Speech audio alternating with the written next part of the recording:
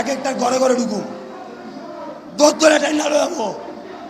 আমি পাগলা যাই একলাই জবান দিলাম গণতন্ত্র স্বাধীন হোক। ঋণের টাকার হিসাব দেন, মাথা পিছু আয় বাড়ছে, ঋণ বাড়ে নাই। মাথা পিছু আয় $2100 ছাড়াইছে, ঋণ $800 ছাড়ায় নাই। কে দিব? কে দিব? এই জবাব কে দিবে?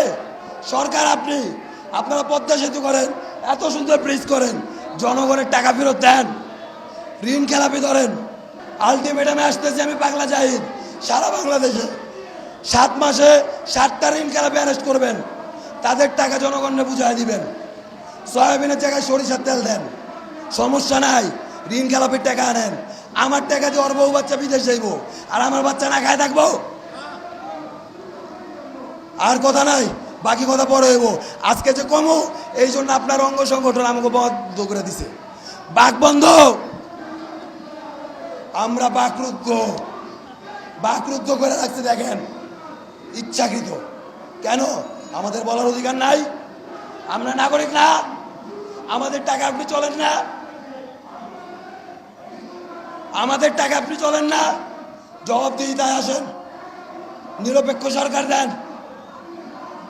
ইউরোপ আমেরিকার যে আমার দেশে চাল ডালের দাম কম, তাহলে আপনার তো বদনাম কি? হ্যাঁ, ঋণ খেলাপি। আপনার বদনাম ঋণ খেলাপি। আপনার কে প্রিয়, 20 কোটি বাঙালি না 200 ঋণ খেলাপি? থাকেন আপনি 200 ঋণ খেলাপি লয়া।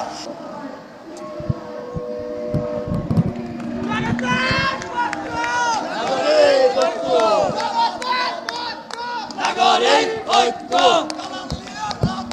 রাজপথ রাজপথ, সংগ্রাম সংগ্রাম সংগ্রাম, জনতার পক্ষ। নাগরিক ঐক্য, নাগরিক ঐক্য, জনতার পক্ষ।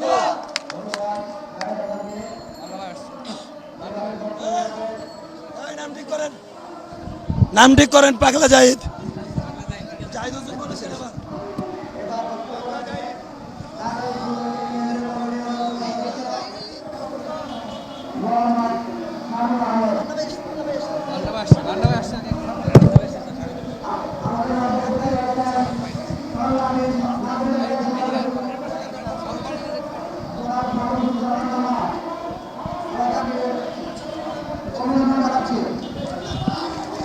আমরা আছি তোমার সাথে, আমরা আছি তোমার সাথে, ভয় নাই। নাগরিক ঐক্য, রাজপথ ছাড়ি নাই। ভয় নাই।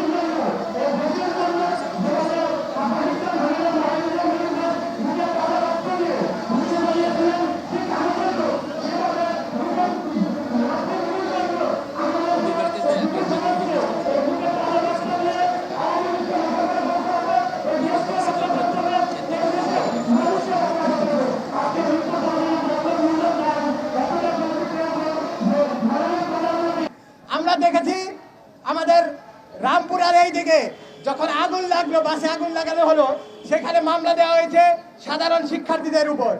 যেখানে সাধারণ শিক্ষার্থীদের বাচ্চা লোকের পিছিয়ে হত্যা করে ফেললো, সেখানে তাদের বিচার করার কথা, সেখানে সাধারণ শিক্ষার্থীদের উপর উল্টো মামলা দেওয়া হয়েছে।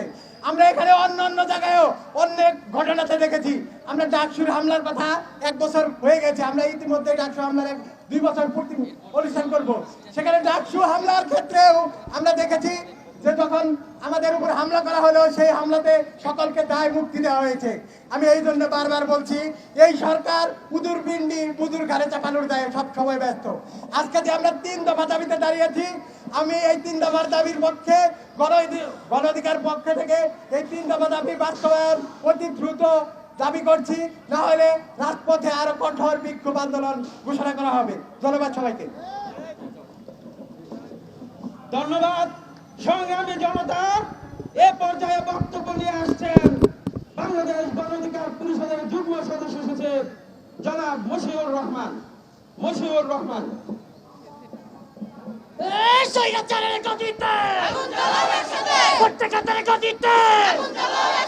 তেলের দাম কমাইতে,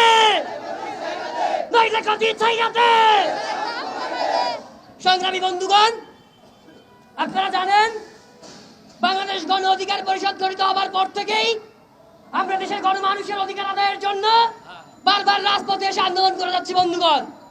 আমরা বলছি যে এই সড়ককে নিরাপদ করতে হবে বন্ধুগণ।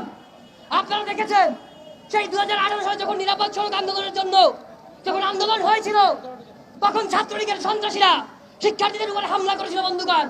তার কিছুদিন পরেই ফরিদপুরে গাড়ি উল্টে 3 জন ছাত্রলীগের নেতা মারা গিয়েছিল বন্ধুগণ। অথচ এই সড়ক যদি নিরাপদ হয় বন্ধুগণ, আওয়ামী লীগের ছাত্রলীগের নেতারাও যেমন নিরাপদ থাকবে, আপনি আমি আমরা বিএনপি জামাত সহ প্রত্যেকটা নাগরিক নিরাপদ থাকবে বন্ধুগণ।